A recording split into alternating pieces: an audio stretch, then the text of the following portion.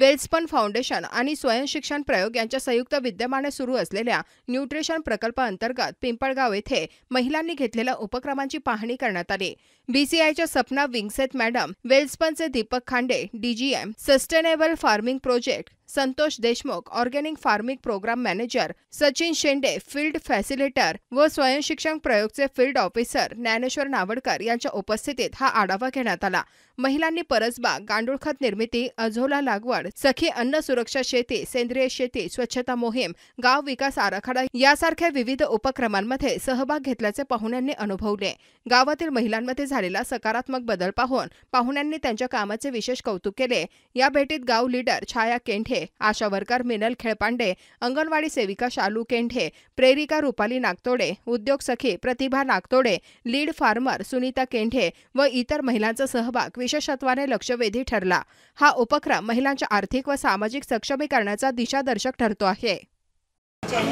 नंतर तिसरी स्टेप आहे एक घास चिवचा एक घास गावचा। या गाण्याच्या अर्थातून आपण ही स्टेप करून दाखवतो आम्ही अंगणवाडी शाळेत।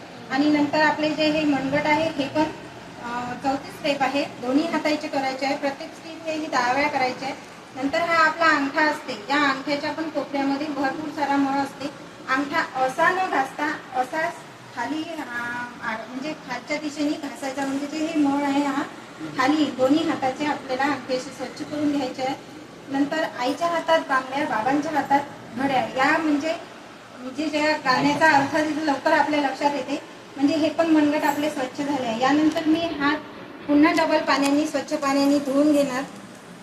धुतल्यानंतर मी कशालाही हात न लावता न पुसता हवेमध्ये कोरडे करून घेणार आहे। हात पूर्ण कोरडे झाल्यानंतर डबल मी पुन्हा असं वगैरे पदराला वगैरे साडीला कशाला टॉवेलला न पुसता हात मी हवेमध्ये सोकून घेण्यानंतर मी माझ्या तसे इथे चार्ट लावलेले आहे। आंबट चुका आहे, चवळी आहे, भेंडी, पालक, लाल भाजी, म्हणजे अशा मी वेगवेगळी परसबाग तयार केली आहे। शेपू आहे आणि साईडने वेलवर्गीय भाजीपाला लावलेला आहे। आणि खाली जी जागा आहे तिथे आम्ही फळ झाडांची पण म्हणजे आमची अशी तयारी आहे की तिथे फळझाडं लावून करायचे। आणि इथे जे निंदण वगैरे जे पालापाचोळा असते ते आम्ही इथे जमा करतो। इथे त्याचं कंपोस्ट खत तयार केल्यानंतर ते मी परसबागेला देते। आणि बाजूनी गांडूळ खत तयार केलेलं आहे, त्यामधून जे वर्मी वॉश निघते ते पण या परसबागेला देत असते।